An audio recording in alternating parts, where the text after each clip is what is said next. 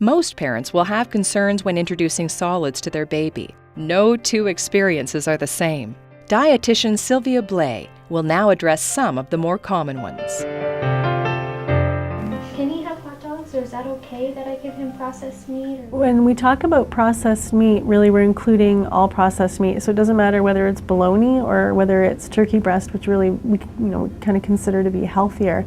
They still, most of them are high in sodium, and they do have those preservatives. So really those aren't best choices for baby. So what's better, homemade versus store-bought baby food? Some of the benefits of making your own baby food are the increased variety that you can offer to your child. There are many food items in the produce section especially that are not available in baby food jars.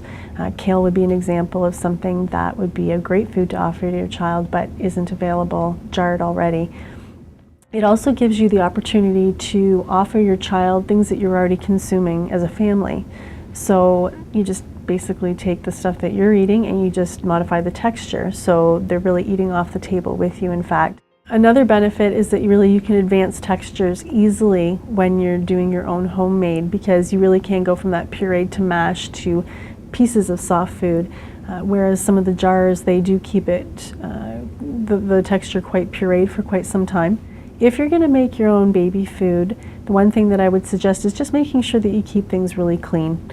Make sure there isn't any cross-contamination if you're doing meats and fruits and vegetables, that we're being really careful about using separate cutting boards and knives and different utensils and pots and pans.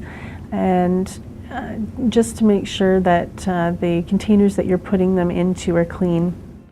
But other than that, it isn't that complicated of a process, and most anybody can make baby food quite easily.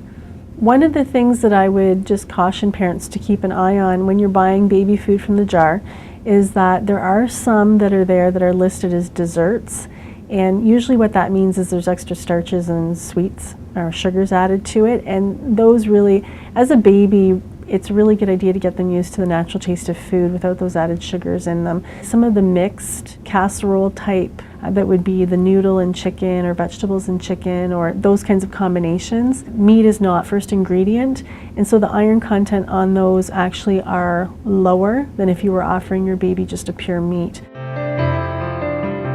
When I'm introducing foods, how do I know if Cameron's going to have an allergic reaction or if he's having an allergic reaction to a certain food? Some of the signs of allergy and things that you want to keep an eye out for when you're introducing new foods. If your baby develops a rash, if they have vomiting or diarrhea, if they end up developing issues with breathing, those are some concerns and things we want to watch out for. So what we suggest really is offering foods 3 days on their own before you would move on to a new food, so we can really make sure they're okay with that food. You want to take a look at your family history. Any type of allergy that the parents might have, that increases the risk that their child may have an allergic reaction. Some of the foods that you're going to want to watch out for a little bit more, honey definitely is something that we want children to not have until after a year. Whole eggs are another thing that we'd really like to stay away from until a year. Egg yolks actually are fine, but it's actually the white that we want to be careful about.